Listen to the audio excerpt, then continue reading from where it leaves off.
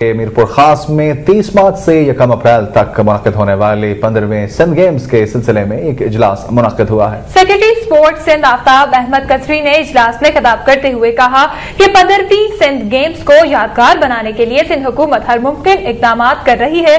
उन्होंने स्पोर्ट अफसरान को भी हिदायत करते हुए कहा कि तमाम लोग अपनी जिम्मेदारियां ईमानदारी और मेहनत से अदा करें। इस मौके पर कमिश्नर मीरपुर खास गुलाम हुसैन मेमन ने कहा कि जिला इंतजामिया की जानिब से सिंध गेम्स के कामयाब इनेकाद के लिए हर मुमकिन ताउन किया जाएगा। डिप्टी कमिश्नर नदीमुर रहमान मेमन ने जिला इंतजामिया की जानिब से किए गए इंतजामात और दरपेश मसाइल पर तफसीली ब्रीफिंग दी। इजलास में डीओ स्पोर्ट्स मीरपुर खास इकबाल हुसैन, डीओ स्पोर्ट्स हैदराबाद शहीद बेनजीराबाद सांघर, डायरेक्टर तालीम जलील लाशारी और दीगर मुतल्लिका अफसरान भी मौजूद थे। बादशाह सेक्रेटरी स्पोर्ट्स और दीगर अफसरान ने ग्राउंड का दौरा भी किया।